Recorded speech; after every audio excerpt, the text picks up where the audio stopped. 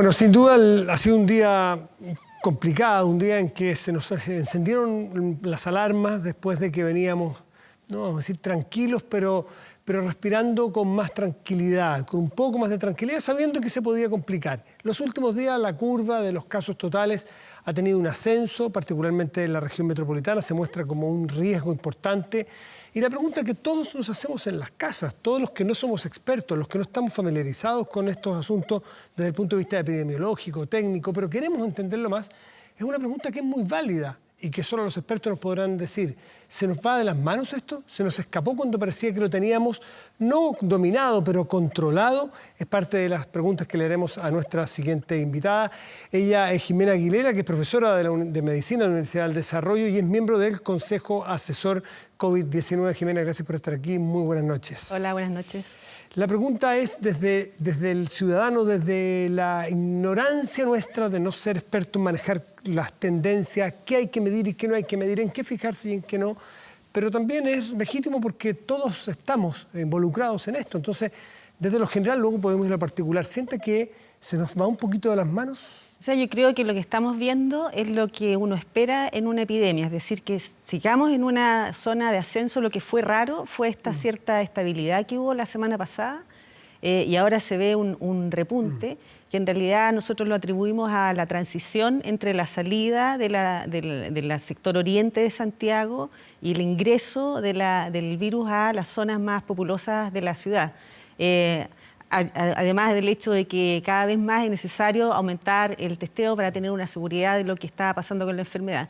En realidad, en toda epidemia vamos a tener una situación de ascenso, idealmente no tan acelerada, hasta que lleguemos al momento máximo y empiece la declinación. Es una epidemia con un virus nuevo, en una población totalmente susceptible, y por lo tanto lo que tenemos que ver es el paso de la ola. Claro, estábamos relativamente... O sea, el gobierno había planteado el concepto de la meseta, porque estábamos en torno a los 500, 4 y tantos, varios días, 520, 530, un día o 480, pero se estacionó en torno a los 500, por el margen alto de los 500, había incluso días de 300. Y ahí esa meseta nos tranquilizó porque las cifras sí nos permitían tranquilizarnos un poco. Pero en la confianza a veces dicen que está el riesgo y de repente se salta un salto. Fíjate, estaba mirando cifras gruesas, peras con peras, los sintomáticos. El miércoles 520, el jueves 888, viernes 985, ayer 1246, hoy 1112, los sintomáticos. Bueno, saltamos prácticamente al doble en 3-4 días. Así es. ¿Esto es un comportamiento normal en todo lo que te ha tocado a ti investigar, ver? Bueno, es un comportamiento normal de una epidemia, efectivamente. Estas fluctuaciones entre que se acelera, se enlentece, se vuelve a acelerar, en realidad pueden ser más atribuidas a la cantidad de muestras que se están realizando en relación a la cantidad de personas que se están infectando. Este es un virus muy contagioso que ha logrado atravesar el mundo. Tenemos más de 3 millones de casos en el mundo. Y por lo tanto, lamentablemente, es una situación en la que todos los países están enfrentando esta gran ola, digamos, de casos y que en este momento nosotros, por supuesto, que estamos muy preocupados. Nos preocupa esta aceleración porque esta aceleración es en la zona más poblada de la región metropolitana. Es una aceleración que, si se mantiene en ese ritmo, digamos, pone en serio riesgo la capacidad del sistema asistencial y, por lo tanto, nosotros vemos con buenos ojos que, como consejo, de que el gobierno tome medidas más drásticas, que se dé un mensaje comunicacional más claro en el sentido de todo este tema de hablar de que se va a abrir el mall, etcétera. Yo creo que la gente la confunde. Y realmente todas las medidas de cuarentena que uno pueda tomar, cuando existe un punto en la ciudad, un foco de atracción donde la gente va y viene, en realidad se anula el efecto de cuarentena. Entonces yo creo que es un momento en el que hay que reforzar todas las medidas para tratar nuevamente de enlentecer la transmisión y seguir en la ola, pero no de esta forma tan abrupta que hemos visto ahora. El espacio público, que es un centro de estudios que viene siguiendo en forma paralela la cifra y mucho más crítica del gobierno, incluso en los momentos buenos, comillas, dice ahora en su informe del 1 de mayo, anteayer, que en 10 días habrá un importante aumento en la demanda por camas UCI y ventiladores. Y se atreve a decir que si no se toman medidas, el número de hospitalizados crecerá al doble a mediados de mayo. Es decir, en 2 semanas al doble. ¿A eso se refiere que podemos eventualmente tener una situación cercana al colapso que hemos visto en otras partes del mundo? O sea, si no se toman medidas, efectivamente, y las medidas también tienen que ver con la actitud de las personas, porque acompañado al aumento del número de casos, después viene efectivamente las tasas de hospitalización. La gente no se complica al principio, se complica después de una semana, claro, como al 7.º día, ahí recién empiezan las hospitalizaciones, el uso de las camas críticas, y justamente todos estamos preocupados de que efectivamente no tengamos esta situación sostenida en el tiempo de alza, de manera de lograr tener una cierta capacidad de respuesta. Es una situación complicada, ha sido complicada para los países más desarrollados, y por cierto que para nosotros nos preocupa, dado que el sistema nuestro no es todo lo fuerte, digamos, que son los sistemas de salud, incluso de países que han tenido muchos problemas con esta enfermedad. Debiera entonces, a juicio tuyo y del equipo donde trabajas, que en el Consejo Asesor, echar hacia atrás, frenar o al menos poner en el congelador todos estos anuncios de aperturas, de regreso con responsabilidad, retorno seguro, nueva normalidad, pensar en los colegios, pensar en los malls? ¿Eso hay que frenarlo definitivamente? Yo creo que sí, o sea, yo creo que todo lo que signifique preparar para el regreso está bien, pero en un discurso que no confunda a la gente. O sea, cuando se empieza la gente a relajar, en realidad, y tú ves que abren un mall y van 1.000 personas, que hacen una fiesta, van 400 personas, bueno, significa que algo del mensaje no está entendiéndose y que hay que tratar de mejorar los mensajes para que la gente entienda la situación en la que estamos. Llevamos 3 días con más de 1.000 casos y por lo tanto eso a todos nos tiene que preocupar. Y que los casos estén concentrados en la región metropolitana, que finalmente es donde más población vive en Chile, es donde nosotros nos vamos a jugar la capacidad efectivamente de que el sistema sea capaz de responder a este brote. Cuando ustedes en este Consejo Asesor conversan con el ministro Mañalich, con el presidente de la República, que te tocó estar junto con él, ¿ustedes le hicieron ver la crítica de que se podía estar comunicacionalmente entregando una sensación de tranquilidad y de triunfo? ¿Se lo hicieron ver y qué le contestaron? No, sobre el tema de la meseta esta que claro, no, sobre la meseta no hemos conversado con ellos. Sí tuvimos una conversación después del tema de que se llamó a los empleados públicos. Si tú te recuerdas, cuando hubo toda esa refriega de que iban a volver los empleados públicos, sí, y nosotros claro. Ahí tuvimos una postura de decir que en realidad había que analizar muy bien la situación de salud, y eso sí lo hemos conversado con ellos. Del tema de que efectivamente es necesario tener en primer lugar, en primera instancia siempre, cuál es la situación de la epidemia. Pero una asesoría respecto al tema comunicacional sí le hemos manifestado que es necesario reforzar el mensaje de que todavía no está la situación superada. Estamos lejos de superar la primera ola, eso sí lo hemos manifestado y supongo que lo van con la situación que está en estos momentos, me imagino que lo van a conseguir. ¿Y en el Consejo ustedes tienen ciertos consensos de que el mensaje ha sido equívoco o de parte de la autoridad sanitaria o confuso en ese sentido? O sea, más que equívoco, yo creo que la gente se confunde entre los conceptos de retorno y el seguir manteniendo las cuarentenas, a pesar de que en la práctica tú ves que se van cerrando más comunas con mucha población, pero de alguna forma el hecho de que se abra un mall, como que yo creo que todos esos mensajes confunden un poco, efectivamente. Perfecto. Estamos por entrar en otro tema que de alguna manera confundió, pero ustedes lo explicaron en algún momento, es que a mitad de semana pasada empezamos a tener una contabilización bicéfala, digamos, con distintas... teníamos que explicar un número, explicar un número compuesto por A, B, C, que tenía que ver con los sintomáticos, los asintomáticos, y hubo mucha crítica. ¿Cuál fue la postura tuya o como experta y del Consejo en general respecto de empezar a contar los asintomáticos y no sumarlos todos de un principio? Después corrigió el ministro, incluso dijo que se había equivocado. Bueno, nosotros le sugerimos que incorporara los asintomáticos, pero que mantuviera las 2 series separadas, que después se podían sumar, porque efectivamente la OMS pide que se las notifiquen ambas, aunque separando los asintomáticos de los sintomáticos, de manera de que nosotros pudiéramos seguir ¿comparabilidad? Claro, para seguir analizando la tendencia de los casos sintomáticos, que es la que teníamos de marzo hasta acá. Si bien es cierto, es probable que con anterioridad a la semana pasada se hayan hecho algunos exámenes en personas asintomáticas, no era la regla. O sea, la mayor parte de los casos era en personas sintomáticas, y ahora, en cambio, cambió la estrategia porque se ha recomendado, de hecho nosotros mismos recomendamos que empezaran una búsqueda más sistemática de personas en personas asintomáticas, en situaciones de brote, en personal de salud, en personas de gendarmería. O sea, enfocado en grupos de riesgo. Enfocado en grupos de riesgo de manera de garantizar que no está circulando el virus en esos grupos y también en empresas podría ser, para mayor seguridad de los trabajadores y de sus familias. Entonces, como era una estrategia nueva, en realidad se produce como un artefacto en la línea de tendencia y por eso nosotros pedíamos que se contaran en forma separada y bueno, después cualquiera los puede sumar, pero yo creo que eso generó efectivamente confusión y ya el otro día ya los entregan sumados, yo creo que es mejor. Finalmente se superó eso. Ahora, con el riesgo de que la cifra ya está en otra escala. La cifra general claro. subió. Es que la cifra está en otra escala, pero uno sabe perfectamente todos los días cuántos son asintomáticos. A ver, algunos dicen que, incluso Espacio Público critica al ministro cuando señala que el aumento en los casos tiene que ver con la mayor cantidad de test que se aplican. Ellos dicen que no es así, que no es una regla directa, no hay una relación directa, más bien pudiera ser al revés. ¿Qué piensas tú? ¿Tiene que ver este aumento en la cifra, pasar de los 500, 900, 1200, tiene que ver con que se están aplicando muchos más test o no?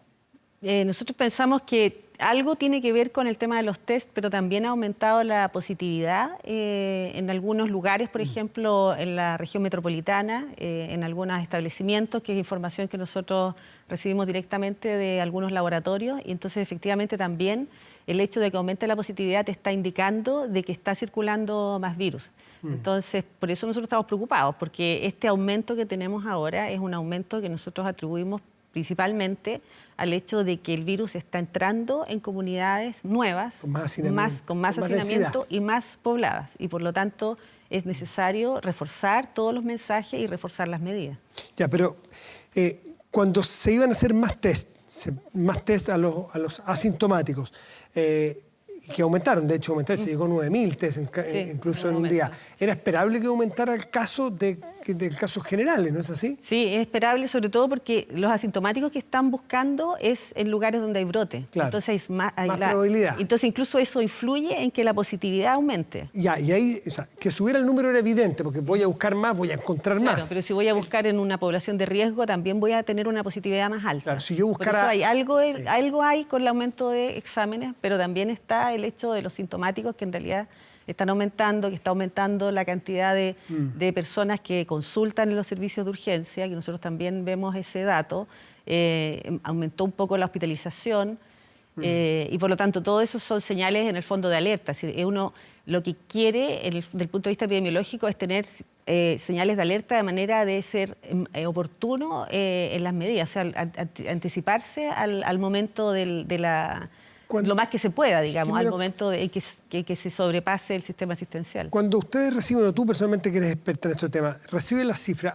¿a dónde te vas a mirar? ¿Cuáles son las cifras críticas a tu juicio? Mira las personas críticas, mira los ventiladores, mira los casos generales, mira la positividad de la cantidad de test. ¿Cuáles son los nudos? Bueno, todas esas cifras. Se miran los casos nuevos principalmente. Casos nuevos, ya. Los casos por nuevos, día.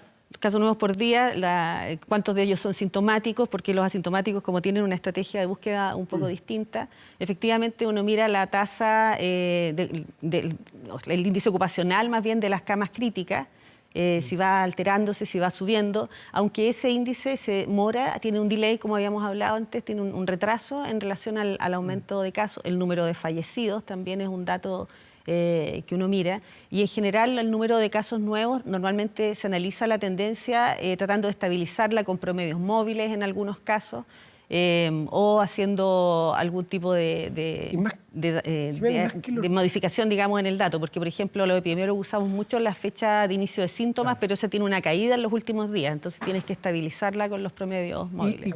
Y mirar los números absolutos, ¿acaso no es un poco distorsionador respecto de los números por millón de habitantes? ¿No es mejor eso para compararnos? O sea, para compararnos, por cierto, hay que sacar tasas por millón de habitantes, pero para controlar la epidemia, finalmente lo que uno necesita es ir a buscar los casos. O sea, cada uno de esos casos es la fuente de contagio. Entonces, puede ser que el riesgo sea mayor, ponte tú, en Punta Arenas, claro, pero acá hay más casos hay una concentración mayor de casos, aunque la tasa sea menor. Y por lo tanto necesitas ubicar esos casos. Necesitas ubicar a cada uno de los casos para tratar de aislarlo y reducir el contagio. Otra de las fuentes de crítica, dentro de una aceptación mayoritaria, diría yo, de que el trabajo de la autoridad sanitaria ha sido satisfactoria, pero alguna de las críticas ha sido tendiente, por ejemplo, a la escasez de información o a la no entrega de información más abierta. Tú que estás ahí en la primera línea de asesoramiento al gobierno y también en la academia, ¿eso ha cambiado o tú crees que sigue habiendo falta de transparencia, de entrega de información? Yo creo que ha mejorado bastante. Si uno ve la página web del Ministerio de Ciencia, hay muchísimos más datos. Pero ciertamente no al nivel que quisieran muchos, que es tener la base de datos anonimizada con los casos para poder hacer un análisis mejor en el fondo. Eso es yo creo que ahí ha habido como una controversia en relación a los datos, porque si uno ve la página web del Ministerio de Ciencia, donde está como un repositorio, que está el producto 1, producto 2, producto 10, producto 28, creo que están entre las camas de UTI, están los exámenes que se hacen, etcétera. Y sin embargo, de pronto no es tan fácil encontrar toda la información para alguien que no está muy enterado. Y yo creo que sobre todo lo que más quisiera la comunidad científica es tener las bases de datos anonimizadas como las dispuso, por ejemplo, Colombia o México. No es tan habitual, es cierto, también hay que reconocer de que en medio de la epidemia la gente del Ministerio está trabajando a todo lo que da, los equipos de epidemiología, para tener los datos, y no es fácil preparar, digamos, información para la academia. Pero en eso también es importante esta interfase que hizo el Ministerio de Ciencia y tratar de colaborar con el Ministerio de Salud para aliviar ese trabajo. Pero efectivamente, si bien ha aumentado la cantidad de datos, hay cada vez más publicación de datos actualizados, ya están los datos por comuna, pero lo que falta efectivamente es tener una base de datos anonimizada, de manera que los investigadores puedan usarla. Claro, más detallada. También falta más detalle en los muertos, además de la edad, en los factores de riesgo, más datos como de estudios respecto a los enfermos. Jimena, por último, esta semana viene, o debiera empezar, eso han dicho, iba a partir de la semana pasada, lo de los nuevos test, ya de los test, los IgG famosos, que tienen que ver con los anticuerpos, que determinan no quién tiene el virus, sino quién lo tuvo. ¿Eso en qué va a cambiar el panorama? Bueno, va a cambiar, primero, desde el punto de vista epidemiológico, interesan mucho esos test para hacer censos serológicos o encuestas serológicas y saber exactamente qué proporción de la gente ha estado expuesta ya al virus. Eso nos sirve para saber en realidad en qué nivel de riesgo estamos. Tenemos que hacerlo en forma seriada, de manera de ir viendo cómo esto va a ser de largo aliento. Nosotros ya sabemos que esta primera ola, por más cuando pase, el número de casos que va a dejar no es muy alto en relación a la población nacional. Por lo tanto, necesitamos saber, en realidad, más allá de los casos sintomáticos, asintomáticos que logramos medir, cuánto es en realidad la proporción de personas que realmente estuvieron enfermas, de manera de que en el momento que exista una vacuna, ir viendo cuánta gente va a necesitar esa vacuna y cuán estrictos tenemos que seguir siendo con las medidas y cuál es la verdadera historia natural de esta enfermedad, que en realidad se construye de alguna forma el iceberg de cuántos son las personas que se infectaron, cuántos son los que vimos, cuántos son los que fallecieron, cuál es la verdadera pirámide, digamos, de esta enfermedad. Por lo tanto, es bien importante. También estas muestras pueden servir para otros fines. En lugares donde no hay mucho acceso a diagnóstico, efectivamente podrían ayudar a confirmar el diagnóstico de una persona que estuvo enferma, no en los primeros días, ciertamente, pero ayudaría a eso. Entonces, y también en algunos casos hemos visto que, por ejemplo, en Singapur, vimos una publicación hace poco de un Vernon Lee, quien yo conozco efectivamente, que es un investigador que tiene mucha experiencia en SARS, que ellos están complementando la investigación de brotes entre PCR y serología. O sea, PCR en el momento agudo y después, claro, van haciéndole serología a todos los otros que estuvieron expuestos a ver si efectivamente enfermaron o no. Entonces tiene bastantes aplicaciones, un test fácil de hacer. Claro.